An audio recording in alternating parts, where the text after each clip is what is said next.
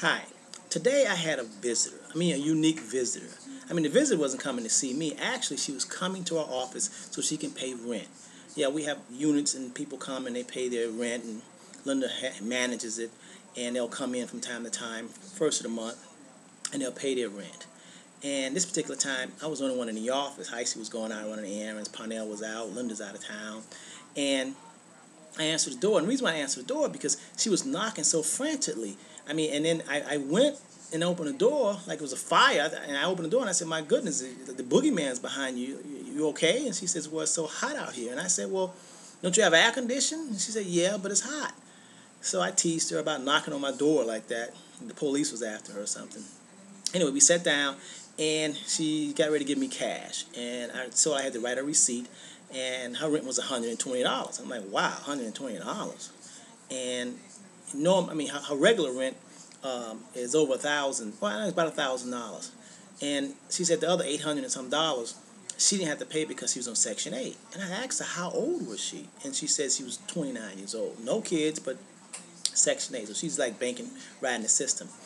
And as I was writing her out a receipt, she sat down in the lobby and she was looking over at one of my monitors. Because throughout our office we have monitors in every room, and the only show that we're watching is the stock market channel. That's what we do here.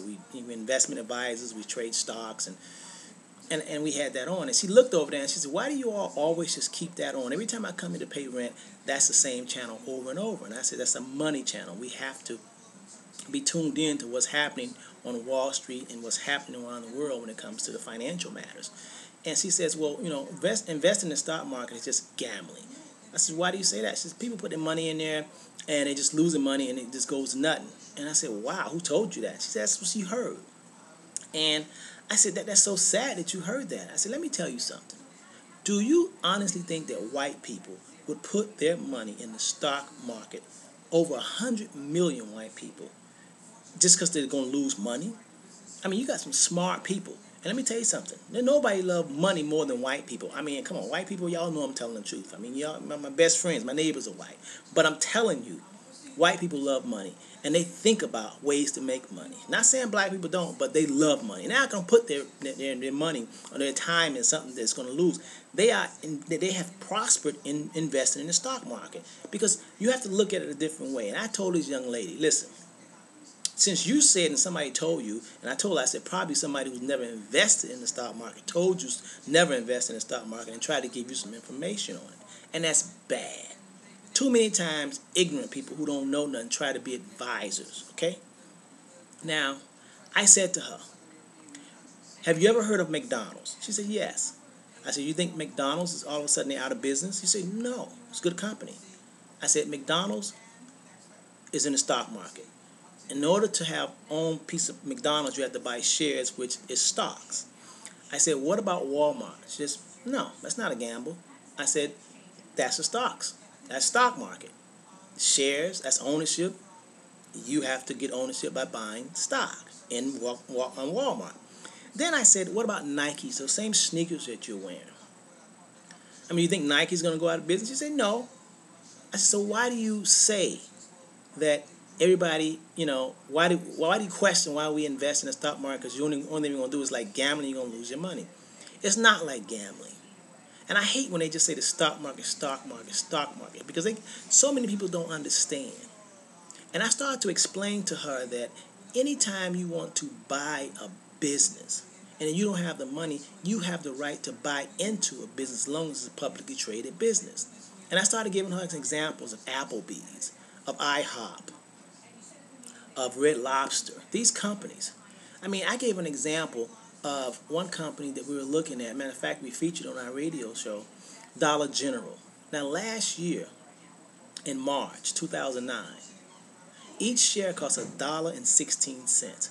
I told her that she could have put in $1,160 and just left it. And today, her $1,000 will be worth $51,000. Can you believe that? $51,000. And she was just blown away. She said, "How?" I said, "Because the share price continued to go up."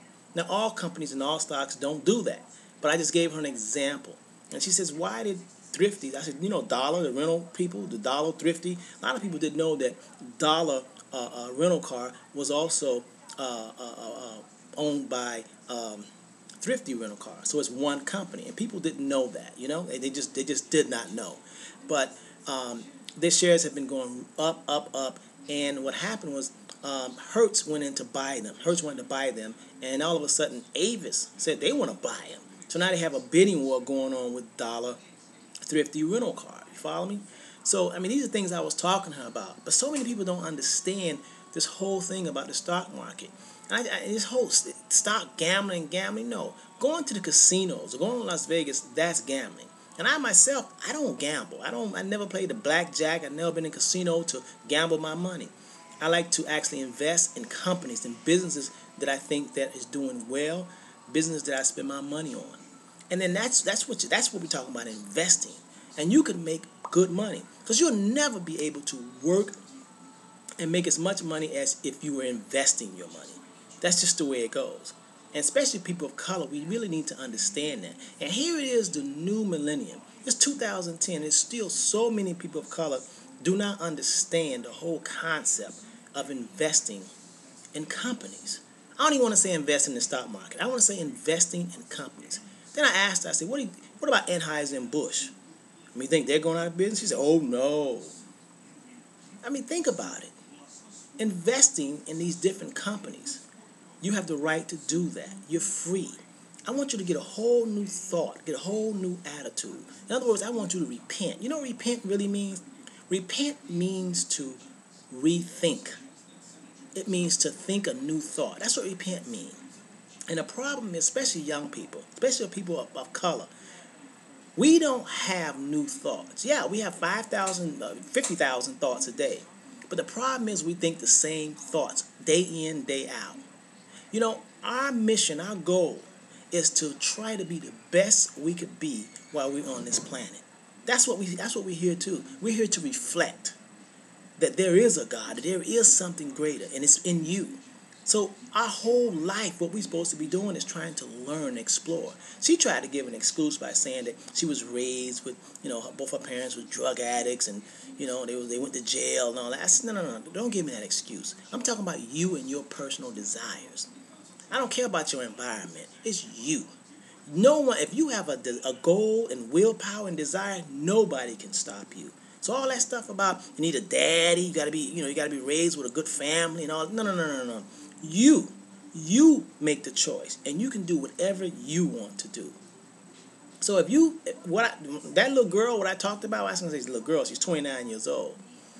If you see yourself in that person, or you know someone like that, let them look at this video, because we really got to be true to ourselves. There's no more excuses. Because once one of us make it out, because we did not have a parent, or we had a drunk daddy, or we made it by ourselves, then that means it can be done. There's no more excuse because you don't have you didn't live in the right environment, or you didn't come from the right side of the track. No. Someone has proven that is not an excuse anymore. So you can't use it. You can't use it because you're black. You can't use it because it was slavery days. Come on, I ain't never been a slave. I was born free. And you was too if you're watching this video. Okay? You don't have an excuse. So get your mind right. Repent, think a new thought, and desire better for your life. Blog me back.